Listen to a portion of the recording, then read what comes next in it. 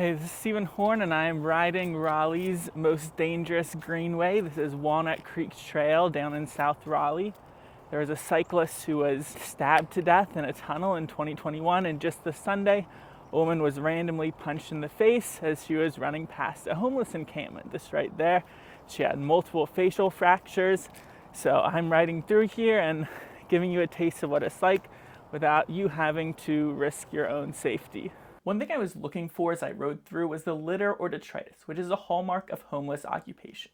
I wasn't sure if the trash I was seeing would qualify until I got in sight of the tunnel itself. I'm fairly certain these pants weren't just left by an ordinary passerby or cyclist, and we will get to the homeless encampment where the assault this week occurred. But taking you back to 2020. On August 20th, around noon, avid cyclist Chauncey Depew was repeatedly stabbed as he cycled down Walnut Creek Trail where it passes under South Saunders Street near the intersection with I-40. According to the autopsy, Depew was stabbed several times below the left ear and the back of the neck and behind the left shoulder. Depew was still alive when he was found by a fellow cyclist, but he passed away due to his injuries after being transported to Wake Med. Raleigh police has not been able to identify a culprit in this apparently random attack. Now, when I was poking around this area, I noticed there was a man lurking in the middle of this tunnel, perhaps checking out the graffiti.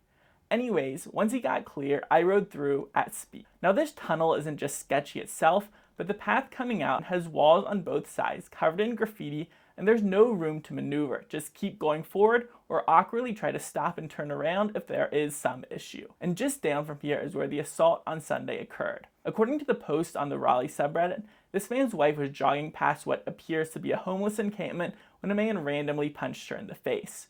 She has no idea what incited him, she waved as she approached him, and he hit her. It was very easy to find the location he was referring to because there is garbage everywhere.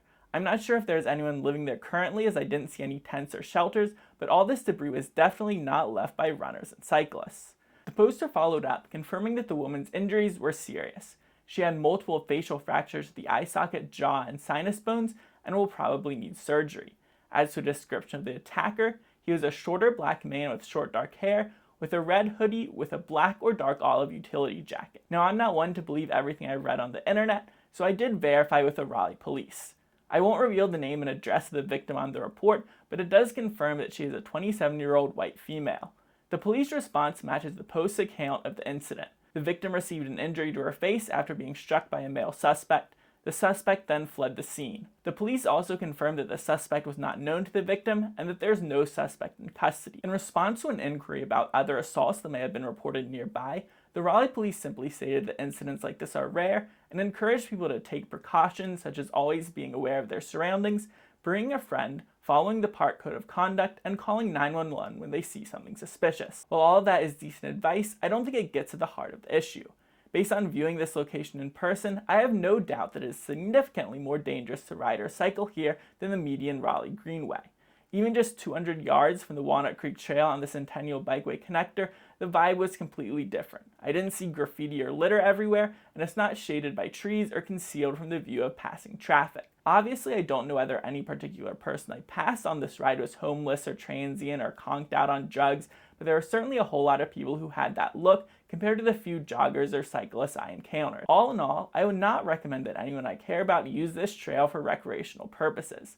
The vast majority of people who pass through will have no trouble, but if you're making a habit of it, I just don't think the risk-benefit equation works out, especially considering there are other trails and greenways which do not have this atmosphere.